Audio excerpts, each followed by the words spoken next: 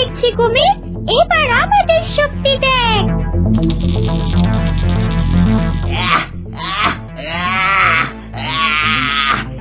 কি করলি তোরা শয়তান পাখি? আমার মনি ভেঙে দিলি তোরা। তুই যেমন তোর সেমন তাই শাস্তি হয়েছে, এবার চলে পুরে মর।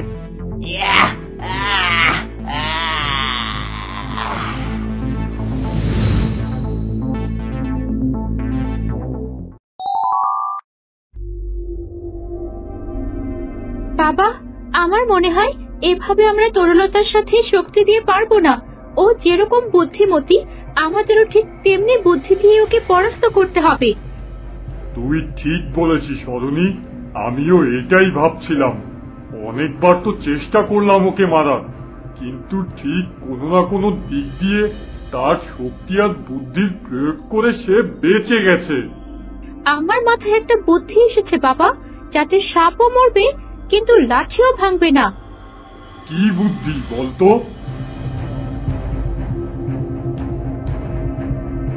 বাহ, এই না হলে আমার শিষ্য, খাসা বুদ্ধি করেছিস। এক্ষুনি আমি সব ব্যবস্থা করছি।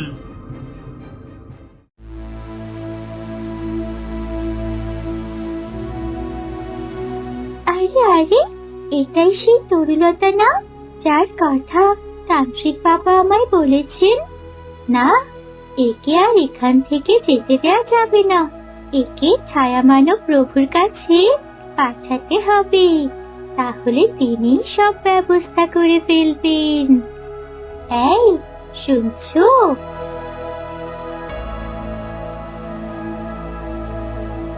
ময়ূরী, পাখি, কেউ যেন আমায় ডাকলো, এমনটা মনে হলো না? আশেপাশে কি দেখছো গো? আমি তো নিচে, এই যে পাথরের পাশে ফুটে থাকা ছোট্ট একটা ফুল।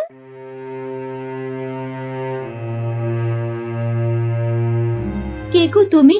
তুমি তো ভারী মিষ্টি দেখতে, আর আমাকে তুমি চিনলে কি করে? আমি ফুল, আর তোমাকে চিনবো না তাই কি হয়?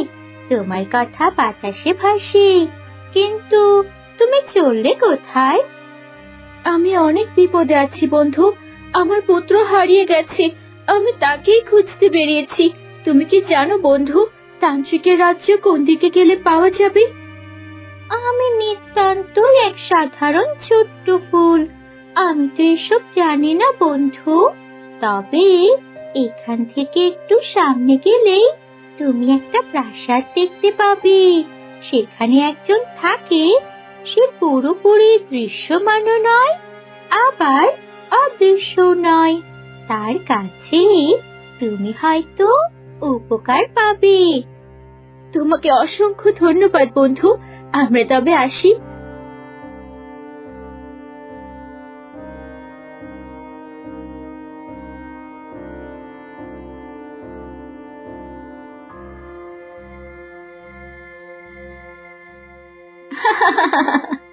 তরুলতা, তুই তো জানিসই না যে কোন উপকার পেতে যাচ্ছিস তুই।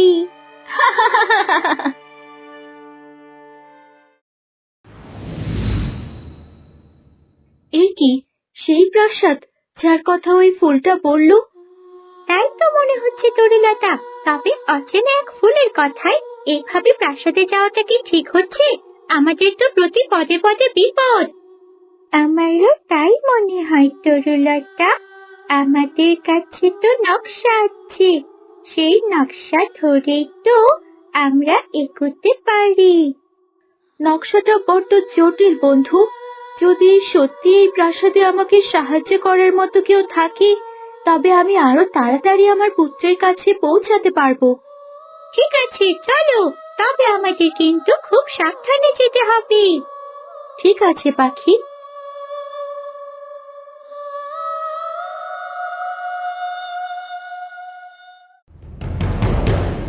জায়গাটা কেমন যেন ভুতুড়ে, এখানেও কেউ থাকতে পারে। ফুল বলছিল না, সে পুরোপুরি দৃশ্যমান নয়, অদৃশ্য নয়, আচ্ছা একটা আকৃতি তো মানুষ হতে পারে না? তা অবশ্যই তুমি ঠিকই বলেছ তরুলতা, এখানে তো কাউকে দেখা যাচ্ছে না। চলো আমরা সিঁড়ি দিয়ে ওপরে উঠি, দেখি ওপরে কাউকে পাই কিনা। হ্যাঁ হ্যাঁ, ঠিক বলেছো, চলো ওপরে যাই।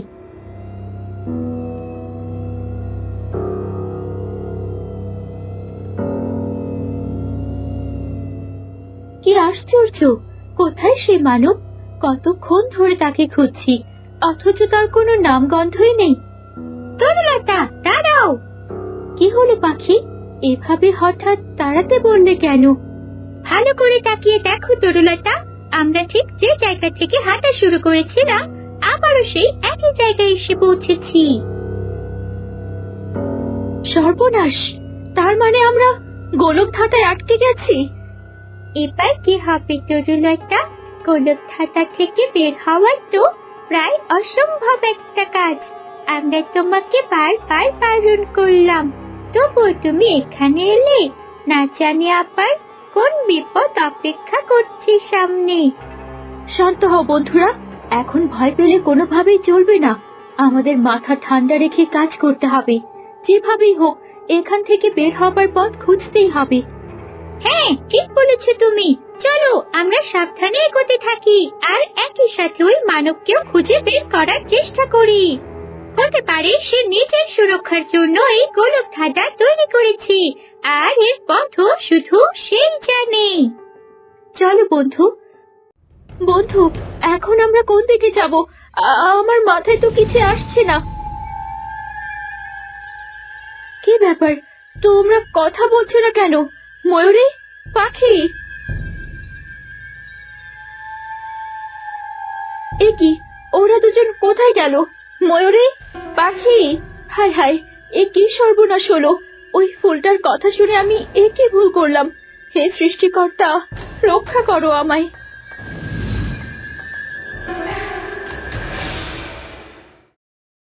বাবা, আপনার পরিকল্পনা কি বলুন তো? পরিকল্পনা তো তুই দিয়েছিস অরুণী, আমি তো শুধু তাতে হালকা মাত্রা যোগ করেছি মাত্র। পরিকল্পনা সফল করার উপায় বের করেছি। আমার কেন যেন মনে হচ্ছে আমার পরিকল্পনার সাথে আপনি একদম নতুন কিছু যোগ করেছেন। তা তো একটু করেছি অরুণী, তা না হলে তাণ্ডব হবে কি করে? এবার দেখ তরুলতাকে কি করে বশে আনি আমি। ওর সাথে অনেক যুদ্ধ করে তো লাভ হলো না, তাই এখন থেকে ও আমার বশেই থাক। তরুলতা, তুমি তুমি কি সেই মানুষ যার কথা ওই ফুলটা বলেছিল, যে কিনা পুরোপুরি অদৃশ্য নয়, আবার তাকে স্পষ্টভাবে দেখাও যায় না? হ্যাঁ তরুলতা, আমি সেই মানুষ। বাইরে যে ফুলটা দেখছো সে আমারই প্রহরী। পথের মধ্যে যদি কেউ বিপদে পড়ে তবে তাকে সেই বিপদ থেকে উদ্ধারের জন্য ফুল আমার কাছে পাঠায়। তার মানে তুমি মানুষের সেবা করে আনন্দ পাও? হ্যাঁ তরুলতা, আমার কেউই নেই। এই এত বড় প্রাসাদে একাই থাকি আমি, তাই কখনো কখনো 2-4 জন মানুষ এলে তাদের উপকার করে মনটা ভালো লাগে। এ তো বেশ ভালো কথা, আমি তো ভয় পেয়ে গিয়েছিলাম। আচ্ছা, তুমি তোমার এই প্রাসাদটাকে এমন গোলকধাঁধা বানিয়ে রেখেছো কেন? আমি আমার 2 বন্ধুকেও এর মধ্যে হারিয়ে ফেলেছি, আর তুমি বা এমন কেন? সাধারণ মানুষের মতো স্পষ্ট নও তো, আবার অদৃশ্য নও, কেন এমনটা? চলো আমার সাথে, আমি তোমাকে সব বলছি।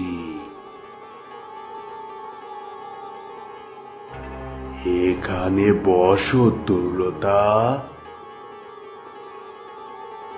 এটা বুঝি তোমার শোবার ঘর?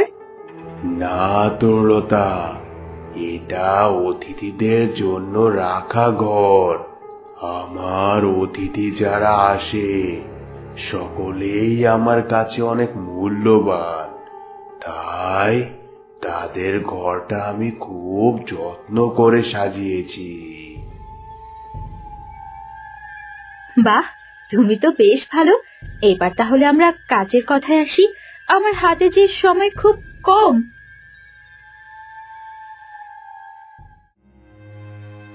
পাখি, আমরা এই ঘরে কি করে বন্দি হয়ে গেলাম?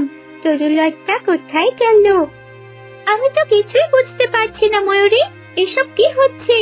আমরা তো তরুলতার পেছন পেছন যাচ্ছিলাম, হুট করে করিডোরের মধ্যে এরকম ঘরে বা তৈরি হয়ে গেল কি করে যে আমরা তরুলতার থেকে আলাদা হয়ে গেলাম? ভয়াবহ কিছু ঘটতে চলেছে পাখি। এতদিন আমরা সম্মুখ থেকে শত্রুর সাথে যুদ্ধ করেছি, কিন্তু এখনকার ঘটনা সম্পূর্ণ ভিন্ন। এর আগে আমরা জানতাম যে আমাদের কাকে মারতে হবে, কিভাবে উদ্ধার পেতে হবে, শুধু প্রচেষ্টা বাকি ছিল।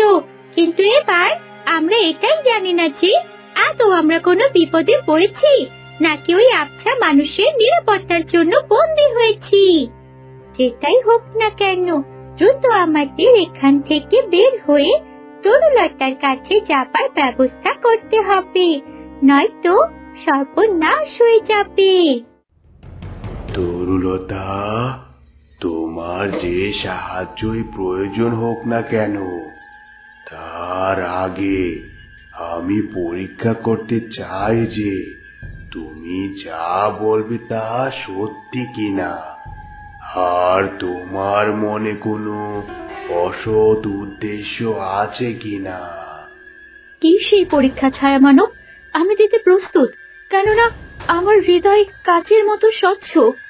ঠিক আছে, তাহলে তুমি এখন আমার চোখের দিকে তাকাও, সরাসরি তাকিয়ে থাকবে এবং মনোযোগ শুধু আমার দিকেই থাকবে।